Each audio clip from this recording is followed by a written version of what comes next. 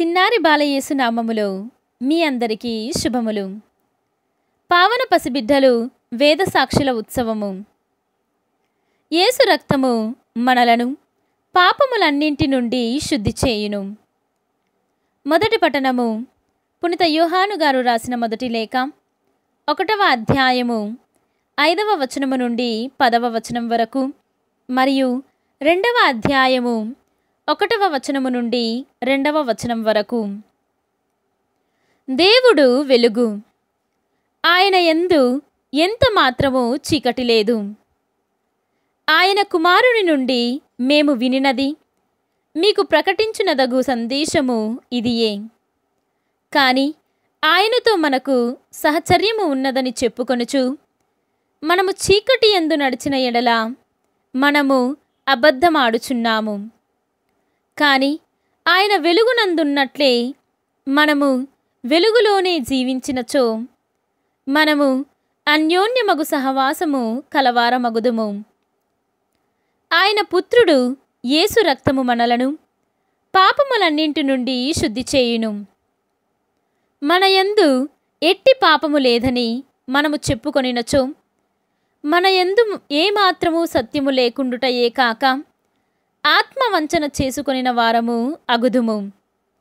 కాని దేవుని ఎదుట మన పాపములను ఒప్పుకొనినచో ఆయన మన పాపములను క్షమించి మన అవినీతి నుండి మనలను శుద్ధి చేసి నీతిని చేకూర్చును. కనుక ఆయన విశ్వసనీయుడు, నీతిమంతుడు. మనము ఎట్టి పాపములను చేయలేదని చెప్పుకొనినచో మనము దేవుని అసత్యవాదిని చేసినట్లగును. ఆయన వాక్కు మన యందు లేదు. మీరు పాపము చేయకుండుటకై నా చిన్ని బిడ్డలారా మీకు ఇట్లు వ్రాయుచున్నాను. కాని ఎవరైనా పాపము చేసినచో మన కొరకు తండ్రి సమక్షమున న్యాయవాదిగా విన్నవించుటకు నీతిమంతుడు యేసుక్రీస్తు మనకు కలడు. క్రీస్తే మన పాప విమోచకుడు. మనకే కాదు, మానవులందరి పాపములకు ఆయన విమోచకుడు. ఇది ప్రభువాక్కు. సర్వేశ్వరునికి వందనములు. భక్తి కీర్తన. మనము వేటగాండ్ర ఉచ్చుల నుండి పక్షి వలె తప్పించుకొంటిమి. ఈనాటి సువిశేషము పునీత మత్తయి గారు వ్రాసిన సువిశేషము 2వ అధ్యాయము 13వ వచనము నుండి 18వ వచనము వరకు. వారు వెళ్ళిన పిదప ప్రభువు దూత యోసేపునకు కలలో కనిపించి, శిశువును చంపుటకు హేరోదు వెదకబోవుచున్నాడు.